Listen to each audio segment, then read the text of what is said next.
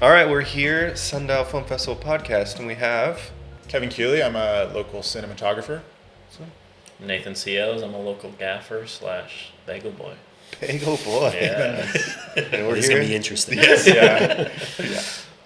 So, Kevin, what you been working on? Well, I've been in pre-pro on a few shoots just as a cinematographer.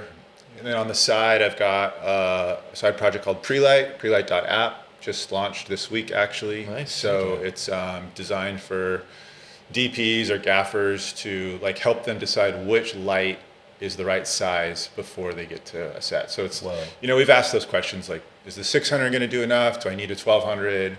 Do I need a 300? And so it kind of helps solve some of those problems. So yeah, it's been a long time coming, just this like side thing I've been tinkering with nights and weekends. Yeah. So it's finally out now. So I'm pumped on that.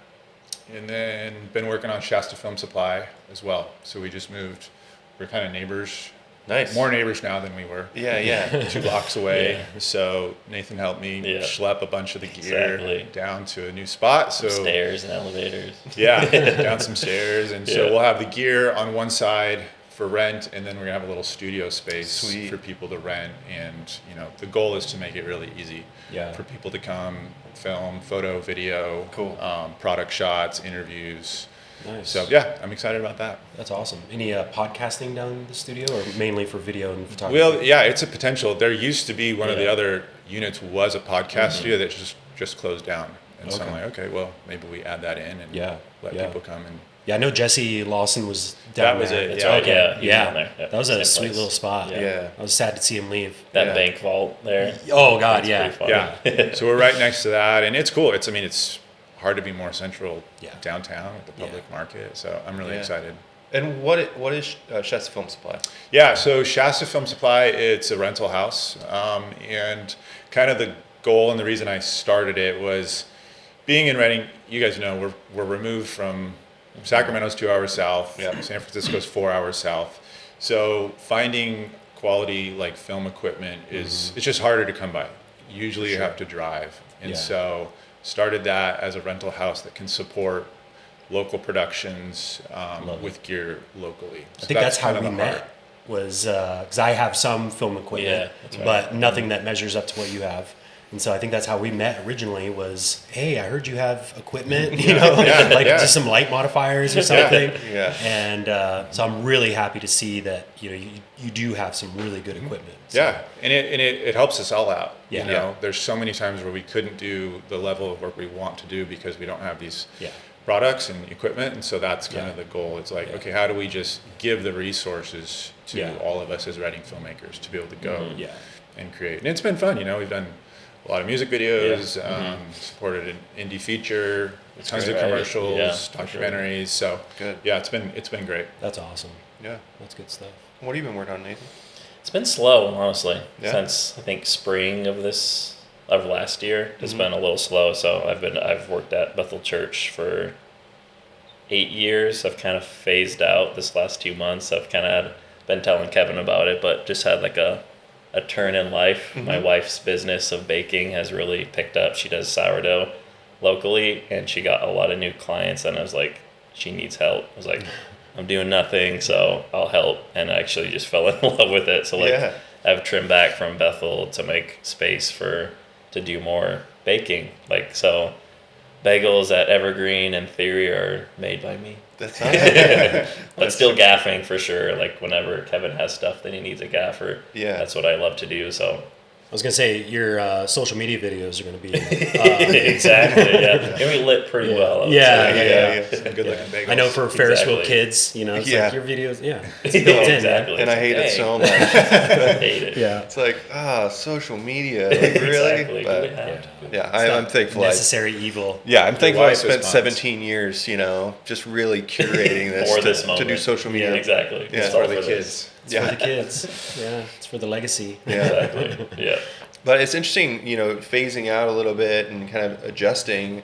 I talked with a lot of people with the Redding Film Fund and Sundial Film Festival where, all of us filmmakers are really just trying to find more work and trying to create opportunities for us to do that. Because, in my time, I've seen so many people that want to do film and they phase out or they move or whatever it is. Not enough work and they go somewhere else. Yeah. So what are kind of your thoughts on something in Redding and Shasta County? Like, I know Shasta Film Supply is opening a lot of new opportunities.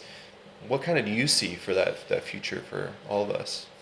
I feel like there's another wave for sure. It feels like there's definitely some momentum, like you just mentioned, like the Shasta Film, like the festival, and then gear picking up. Mm-hmm. But I mean, I've been doing it for, I think, 8 years, and I feel like there's been those waves for sure. Yeah. But you get in those bottomless waves or the valleys and stuff like that. It's like, oh man, like I'm 37, so there is that like question, like, is this it? Like, am I going to be too old to be gaffing and stuff like that, lifting sandbags and carrying gear back and forth? But I definitely feel like it's just like a lull, like, which I feel like every industry has those lulls, but I feel some momentum for sure, like on the horizon. Yeah, it has been feeling good. I mean, it's nice to see, Dresden Sun come out and that, gave so many jobs to the local areas. We've got, other productions coming in the area. So I'm hoping, with bringing more exposure and getting more opportunities, that it'll only help all of us. Yes. Get some more work. Yeah, that's the hardest thing. It's like, unless you're a director or a producer, actively putting them together, like projects. Yeah, I can only imagine. It's like, it is really difficult. Exactly. You're like, what's going on, guys? You're relying on those people to get work, get you work. So it's like a trickle down. Like, director gets work, then a DP gets work, then a gaffer gets work, grip gets work, all from like one person getting the job. Yeah, but there is something to be said about being focused, on your thing. That you do really well. Yeah, because I've absolutely fallen into this trap, and it's cost me a lot of money. Like, because I bought a lot of equipment, but I just don't have any, business owning. Like, I like to be in front of the camera, or I like organizing, what's going to be happening in front of the camera. And I'm like, I'm not a cinematographer. I'm not a grip. Just spread yourself. Yeah, and I have all that equipment, but it's like, it just kind of goes to waste. So. Well, we've kind of had to do that in a lot of ways because there just isn't access to the gear like you're talking about. I mean, we've had to buy that extra thing because it's like, well, do I buy it or do I rent it from out of the area? Exactly. Might as well. Might as well invest in it. I'm excited though. Like, I mean, last year you had stories of this, people coming to the Sundial Fest as filmmakers, directors and whatnot, and then seeing Reading for the first time and being like, wait, this is beautiful. You guys have all this going on here. So I'm excited for round 2 in March for more filmmakers to come and just see the area.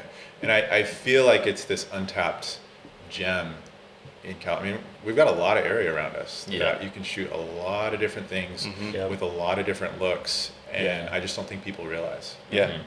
No, it's very true. In fact, I got an email a few months ago, which I'm like, wait a second, of one of the directors who's like, I want to film a thing up there. Is this possible? Is this script possible? And I read it and I was like, it's ambitious, but absolutely. Cool. We'll make it happen. That's cool. But the lead in that is working in a different movie in Detroit. So I'm hoping that once he's done with that, then they can focus on getting this made. Web series, multiple episodes. So, and I'm like, we got crew, we got equipment, that's not an issue. Like, just bring your ideas and we'll make it happen. So. Yeah, what are some of the things that, you're excited to be working on in the next, I mean, I know you launched 2 businesses. That's true. I know. It's 2 businesses. Crazy. I've got a couple jobs next week. So we'll be doing like a local commercial, nice, which will be fun. And then, other than that, it's kind of just seeing what happens. So I'm in that freelance life of the ebbs and flows and figuring it out. And not only learning to ride those and not be surprised by the ebb and flow, but even being thankful for when like, I'm not on set that much. Okay, well, how do I shift my attention to, for me, this app, rental company, these other things, and look at it as like, hey, this is an opportunity. I have this time. Previously I'm like, shoot, I don't know how to work. What am I doing? I'm not doing anything. And so it's kind of like trying to flip that mentally for me to stay positive and thankful. And We love when there's jobs that have a lot of heads up, like, hey, in 2 months we're shooting this commercial. It's not often that we get that. So it's like, hey, what are you doing next week or in a couple weeks? Things are always just a phone call away or an email away. Well, so many people ask me, it's like, or it always feels weird, like, what do you do for work? I'm like, well, I'm a filmmaker. And they're like, what? How does that work? Like in Reading?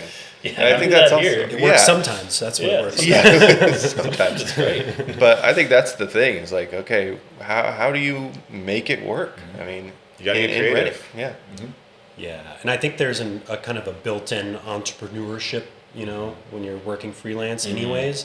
And so if you can have an idea that you can focus on your off time, like your film supply and the app, it's like you already have that spirit, within you. So, I think it's a really good idea. And then sourdough, it's like, absolutely. We all do things that are not in the field all the time. And so it's like, we just we've gotten really good at paying our bills somehow. Yeah, exactly. And figuring out a way to be creative is also fun too. Yeah. Finding those other ways of like, Yeah. baking is pretty fun and creative. It is. Yeah. That's why I fell in love with it. It's just like I get a gaff and stuff like that where I get like that creative itch.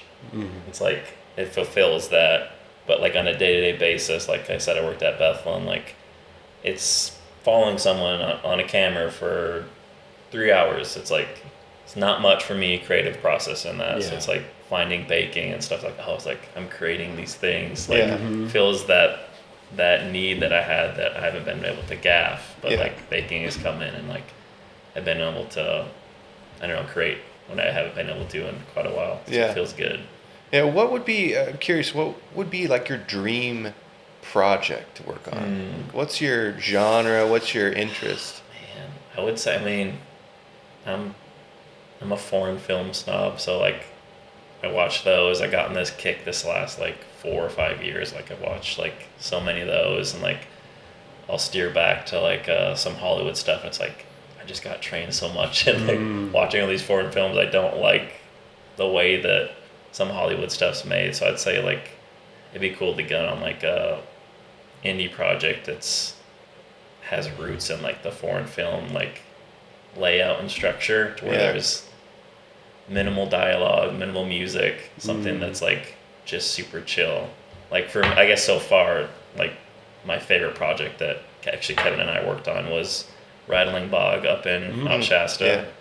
Not quite there, but I know like the director's heart and like the films that he loves are pretty similar to what I like. So like that was like my favorite project that I've worked on, where I felt like this is how I would want to film something. This is how I want a scene to come out. Yeah. So it's like, that's been my favorite project that I could say that we've worked on so far. That's cool. Yeah. I got to watch a cut of the film, and I was like, all right, good stuff. Shout out to Max for sure. Yeah, absolutely. Sundial Film Festival alum. Many years. And what was that like for you? I mean, you're DP on that, camera operator, cam op. It was awesome. Yeah, it was such a good experience.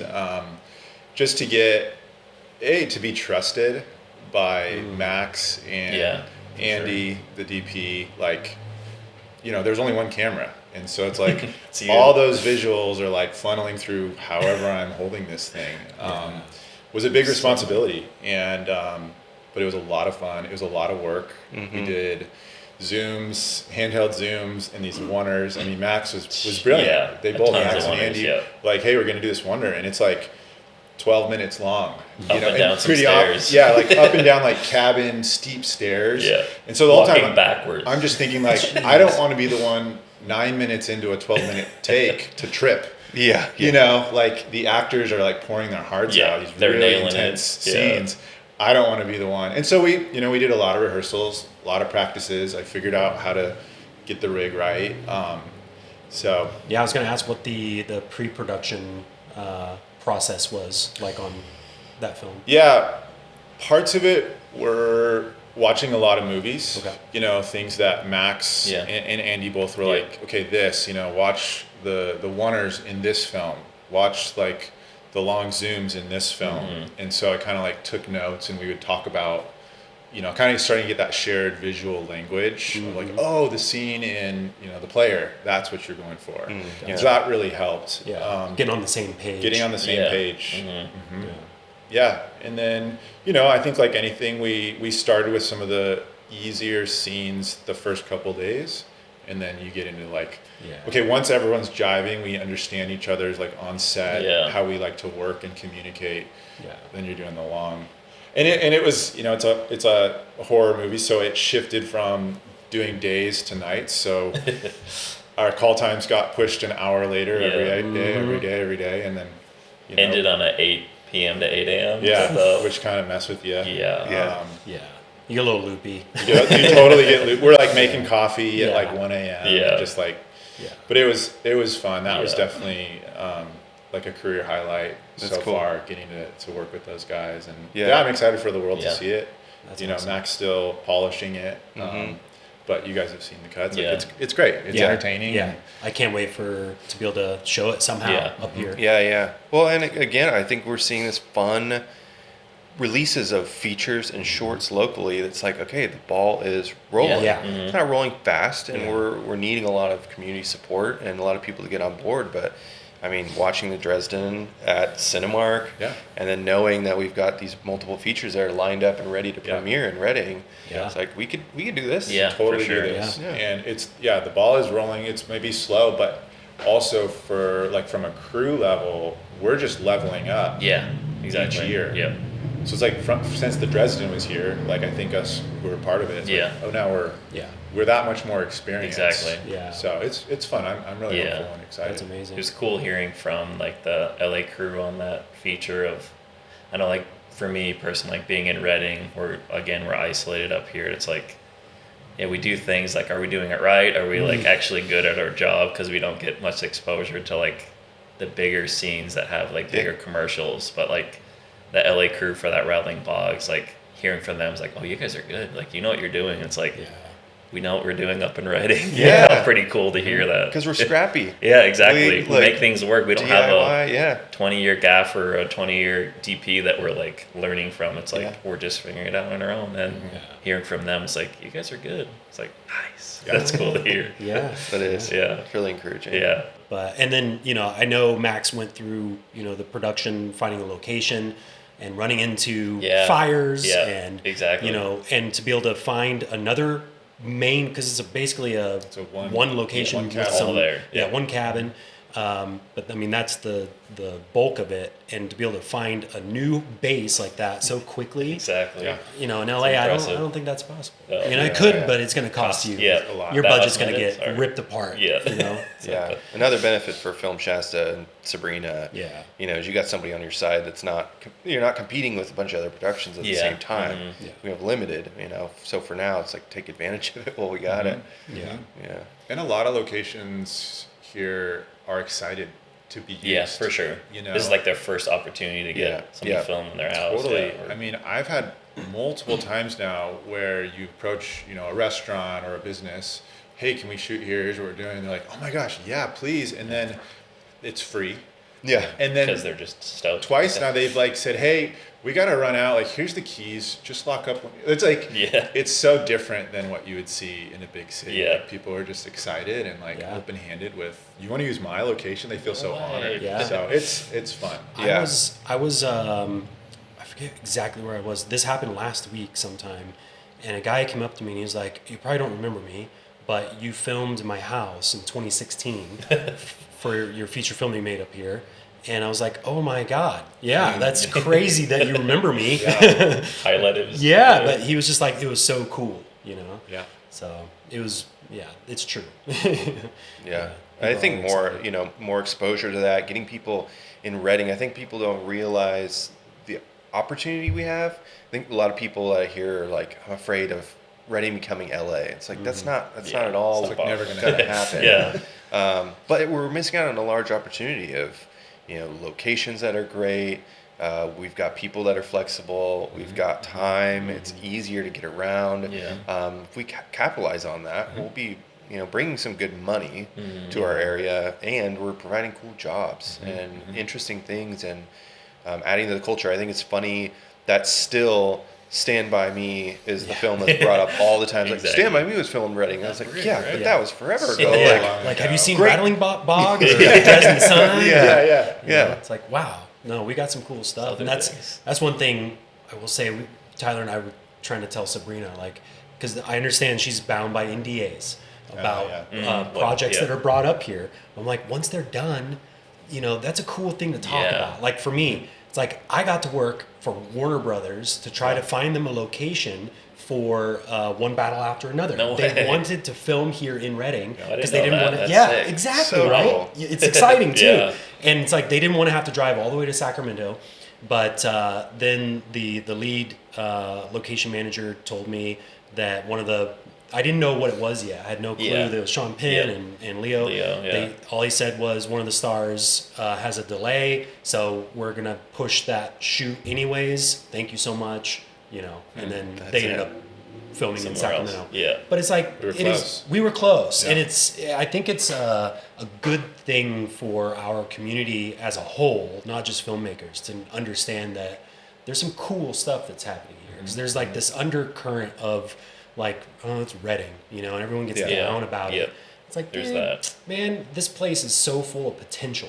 And so, there is that energy when you're involved in it. It's like, we know this stuff, So I'm sure you guys have worked on some projects that have come in to town. Is that true? Yeah. Yeah. What's a cool project? You're not bound by NDAs anymore. They're already gone. So. I mean, scope-wise, or doing a Subaru commercial, and then I remember the first time I saw that, I was in Oklahoma, like in a bar. And I see it, and I'm like I was just by myself, and I was like, bartender, I worked on this. Yeah. Like, it's so. Once upon a time in Hollywood. Yeah, exactly. The point. Yeah. So things like that are just fun. What we're hoping. I mean, it's not to toot our own horn, which I wish there was a better. Tooting gotta be right. Tooting. Yeah. But bringing the Sundial Film Festival and really getting it more integrated with filmmakers, I think is going to be huge. Yeah. Because it does give you that opportunity to talk with different filmmakers that come up and producers and hey, I'm Nathan. When you come up to town, I'm your guy. Yeah. I'm your gaffer, but I could also help you maybe get some locations. Exactly. So crafty as well. Yeah. Some bagels on set. What was that? It's crafty game, yeah. Yeah, exactly. We got these great even bagels on set. Yeah, last Kevin's week. Experienced it. I always bring my just legit coffee set up as much as I can. It's we gotta have good coffee on set.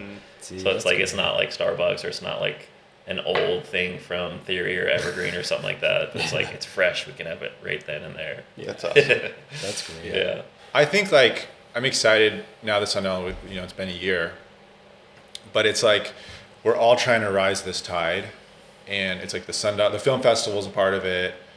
The crew learning is a part of it. The gear is a part of it. Sabrina at Film Shasta is a part of it. There's all these things happening and can support a lot. More than ever before. Yeah. Well, and it was really great when we had that media coalition meeting, and you were able to come in and introduce people to equipment they'd never been able to touch, show them how it works. I think that's another part of that missing component is we don't have any colleges really that are teaching filmmaking. Yeah. Simpson has digital communications, but we don't have that technical training element. So I think if we looked at it as the biggest problem, is that when a big feature comes to town, there's not enough skilled laborers in our area. Yeah. So if we can start getting those people that are skilled and trained in all these things, all assets of filmmaking, I think it's going to be another really amazing component. And for them to all come together and make stuff. Yes. That's the biggest thing with the Media Coalition. It's we want you guys to make stuff, get together and because we have writers, we've got, students that are, learning camera stuff, and that's really what it is practice. Because even if we did have a school, I would still say that you're not going to learn what the necessary skills unless you go on set. And the only way to do that, if no one's going to hire you, is to make your own set, and learn on the go. Learn that way. Yeah, I get a lot of I went and spoke at Reading School of the Arts recently. It was should I go to film school? Should I not go to film school? It's well, I went to film school and I don't know if I did. I definitely didn't need to. Yeah. I think it's a good thing I didn't go to film school, but looking at, from the outside looking in, seems like a decent opportunity to meet people and kind of build I think that's the main thing. A community. Yeah. Like for me, you know, I did go to LA. I did do acting classes, and I met a ton of people. That's how I met my business partner. Was through another friend in an acting class. And so, it's important to build up the network, especially if Reading doesn't have that network. You know, I think it is good to get out. And then Reading always finds a way anyways to put its hooks in you and pull you back. But, you know, come back with something. You know, it's the hero's journey. So, you know. So tell me a little about how you got in the industry, all that kind of initial until you got to Reading. Yeah. So my story, it's definitely a later in life switch. You know, I kind of was always interested in film, almost went to film school, but didn't work out. So just got a business degree and was working for different companies, working marketing at a tech startup, and hated it. It was, it was terrible. And it wasn't the product, it was just a really unhealthy environment to work in. Sure. So I kind of had this like, okay, well, if I'm going to leave this, what do I want to do? And I was 32 at the time. And I was like, if I could do anything, I want to make movies. And so I quit. I bought a Sony A7S II, one lens, 24-70, and I had a drone. And I just started. That's cool. And just started doing things. And I liked car racing, so I'd go film like off-road stuff and different things. And just one thing would lead to the other. Like really crazy, you know, things you don't think matter, and then someone's like, hey, well, we need someone to do this. I'm like, oh, well, let me show you this project I just worked on. And it just kind of went from there. And then when I moved here to Reading in end of 2019, right before COVID, was just freelancing for a lot of people. I can't remember when we first I'm not sure. connected, but Probably around that time. Yeah, and then when I went in-house at the Adventure Challenge, that was just a really phenomenal opportunity for me to like just grow and hone in on, okay, cinematography, that's the lane I love. I want to learn more, I want to do more. And so was there for a few years, and then now I've been freelance for a couple of years. Yeah.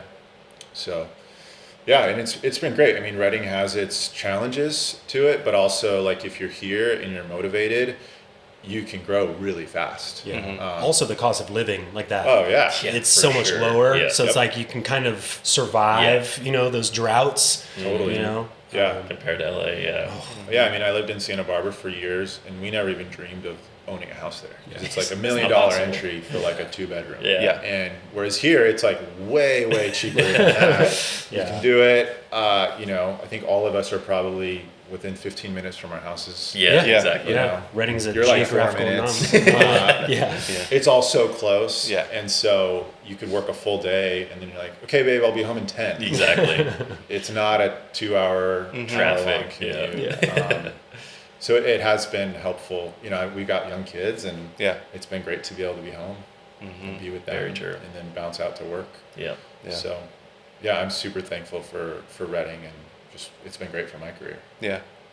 And you've lived here a long time. Yeah, 2010 I moved here for Bethel, the ministry school. I was doing music before and after that, and just getting to an age. I was married, about to have a kid, and it's like, I can't, this music career is not working for me. I'm like doing these tours where we make like $10 a night. Yeah. Or sleeping in a van, eating McDonald's every day. It's like, I can't do this anymore. It's like, I've always had like a passion for like filming. I had like a Canon, what was it, one of the Rebels, I can't remember which one. Oh yeah, like 5, something like that. Yeah, and for our band, I always did like lyric videos and stuff like that. It's like, what if I like pursued this more? My wife worked at the coffee shop at Bethel, and she ended up like running into the director of the Bethel Media, not thinking anything would come from it. I was like, oh, can I like volunteer or like intern for, I was thinking like I gotta do this for like 3 years and I can maybe get a job. But he's like, my wife talked to him. It's like immediately like, you want to get hired?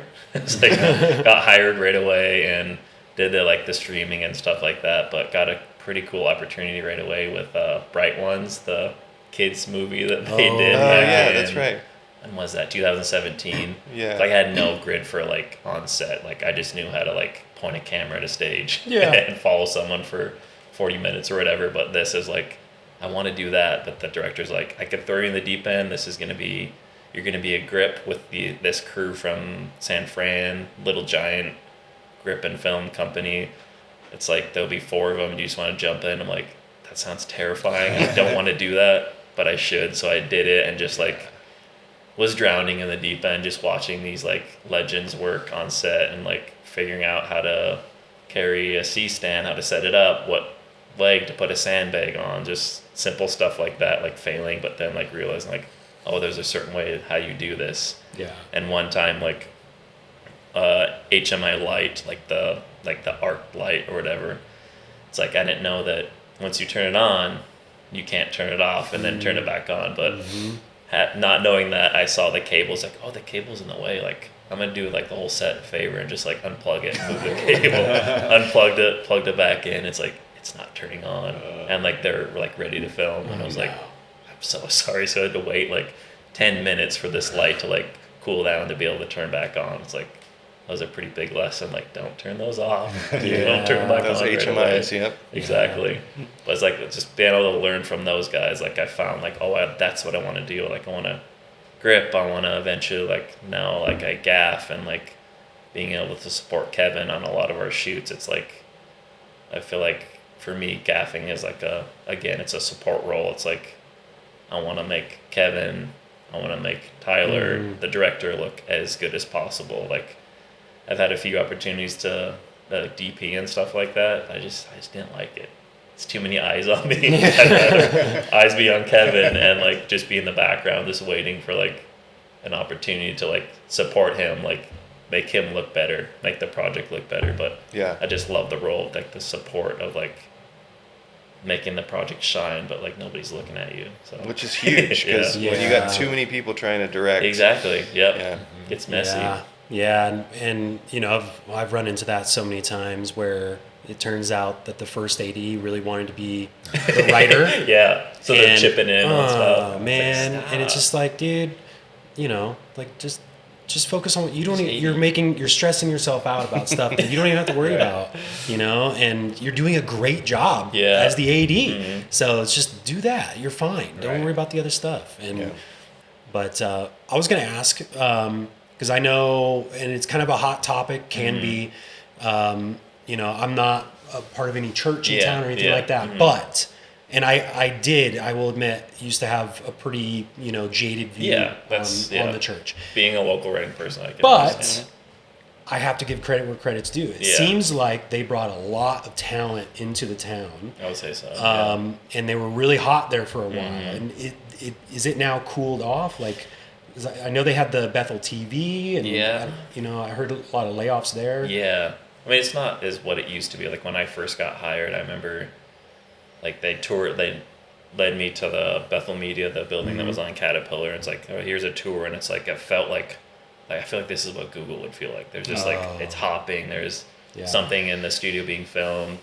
They're like packing up gear to do like a exterior shoot somewhere else, and like I got hired on at that point. I was like, oh, this is so fun. Like this is cool. But yeah, then there was layoffs. I actually got laid off for 3 months, and then got hired back on for that feature, the Bright Ones thing. So it's a blessing for sure. To like get hired back on and learn that stuff. But yeah, I'm thankful for them for sure. Just like I wouldn't know anything about gaffing or lighting and stuff. It wasn't for that job. It kind of like put me on the radar and gave me an opportunity to learn like kind of under the radar, where you're not on set where there's all this pressure, but it's just like a church. It's like a stream where it's like you're watching it and it's like,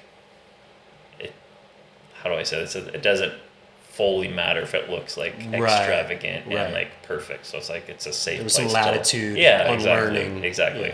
To learn and make mistakes and not get fired because of it. Well, I was really thankful, I mean, for Bethel in a lot of ways too, because some of the most talented people that I've worked with have come here for Bethel. I mean, Toby Johnston, I worked with him for years.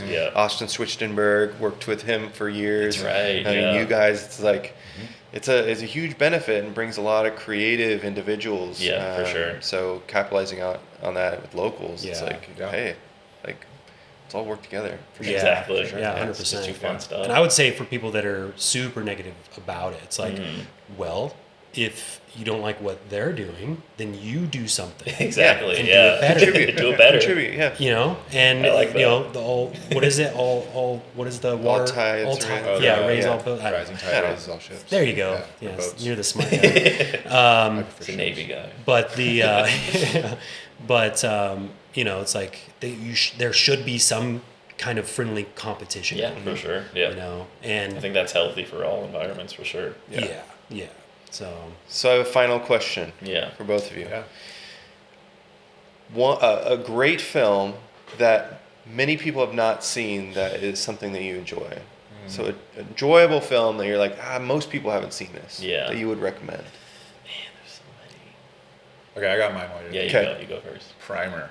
Oh, Primer, yeah, you guys seen yes. that? no. Uh-huh. Okay, good. Yeah. It's- I remember when so Primer is like a sci-fi film. Yeah.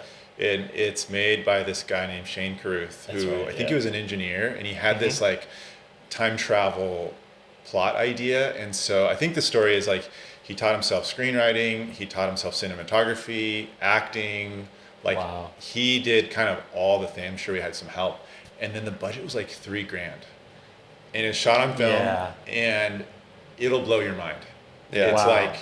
it's like a phenomenal time travel film where the first time I watched it with my buddies, and we probably talked for an hour after, like, hold on, so because so then when that happened, that means that this, no way, like it's so much fun. Like, That's awesome. grab your buddies, watch Primer, and then knowing just, you know, they made it on a shoestring budget. Yeah. One guy's idea. It's And he did a Really? second film, but was it the same world? I don't know. I didn't watch it. Sorry, Okay. Shane. I know you're gonna Yeah. watch this podcast. We'll be But listening. I know it was like a lot. Like everyone was like, "Whoa, dude, you like hit a grand slam Yeah. on your first film. What do you got next?" And Yeah. I know it wasn't received as well. Okay. Oh, that's cool. For me, man, there's so many, but I would say there's a movie called Late Spring by Yasujiro Ozu. He's a Japanese guy. Like 40s to I think 60s is when he was making films. So most of the time, like, people think of Japanese films as like Kurosawa, Yeah. like Seventh Samurai, like action samurai movies. This guy is like, Ozu's like the opposite. It's always a family drama where honestly, like, he's made 15 films and they're all very similar. It's Oh. like family drama of it's usually like a woman coming of age to marry and like her separating from the family to like join her husband's family. So it's Yeah. like transition from one phase to the next. But Late Spring specifically is just so beautiful. All of his shots, like the camera shots, are so low to the ground. They created this like specific tripod that mimics a tatami mat. So it's like Okay. people are usually sitting in like their home, so it's like they need to make these new sticks, these new tripods that shoot low enough to be able to like meet at their eye line. Whoa. That's cool. And like just Japanese houses, there's like so full of depth. Like there's always doors open, like one layer back and then another layer, then there's the door. So like you just look at his frames, it's like, man, like this is so beautiful. Visual feast. Yeah, That's cool. it's black and white, so it's like all you're thinking about is like the framing. You're not thinking about color really. And he's just like slow, and like all of the actors, like when there's conversations, they do who else did it? Oh, Coen Brothers, where the camera's like in the person's perspective that they're talking to Yeah, instead of yeah. like a OTS. So it's like camera, like the person is staring right at the camera as they're having a conversation. Yeah. So it feels like very like you're in the moment with them. That's cool. But again, like not a lot happens. This woman comes of age. She gets married. She leaves her dad, who's a widow. So it's pretty sad for sure. Yeah. But it's like all the parts that you expect in like a normal movie, he like skips over. Like the marriage, like Yeah, the he's- marriage yeah. scene, like that would be like the grand finale. It's like he skips over it. She's about to get married, and then she's already married, and like she's back with her dad, like saying goodbye. But there's like there's like a whole YouTube video about it, but one scene specifically that it's like she went to a hotel with her dad one last time, and they're going to sleep for the night, and you can see her face like kind of smiling. And then it cuts to like this random shot of this like vase in the corner. And you're like, why did it cut to this? And then it cuts back, and she's like sad. It's just this like really strange, like almost jarring. Like, why did we cut to Yeah. this like random vase? Yeah. And then cut back. it's just beautiful. I don't know what it means. Yeah. But it was like so like effective, like seeing like skipping that transition from her being happy to sad. It's that Kuleshov effect. It's an experiment that the Russian that's right. The cinematographer or director. Yeah. And where you can, as an audience, deduce a different meaning out of the same shot, but where the cut is to two separate things. Exactly. And you can make a guy seem really creepy, or you can make a guy seem really like a nice old man with the cut of either, you know, a woman in a bathtub or like a baby. Yeah. You know? And so, but the guy's reaction is still the same. I love that. So that's cool. It's an editing trick. Pretty cool. That's awesome. Well, thanks, guys. Yeah. This is great. This is a fun conversation. This is super fun. Heck yeah. Where can the audience see you guys or online? Probably my website, kevinkewley.com, Kewley. Sweet. I'm on there too, I think. Yeah. I don't have one. I don't have Instagram right now, but most of the stuff. Anything that looks good, Nathan gaffed it. So just look at there too. And what about the sourdough? Sourdough, yeah. So it's called Crumb.Home. They have that. She has Instagram, so you can get her stuff at Evergreen. You can get it at Theory. You can get it at the bread butchers and cold brewers. Oh yeah, place in the public market. She has her sourdough there too. So. And that's sweet. Crumb with a B. Crumb, yeah. Crumb.Home, yeah. Crumb.Home. Awesome. Sweet. Thanks, guys. Yeah, absolutely. Thank you guys.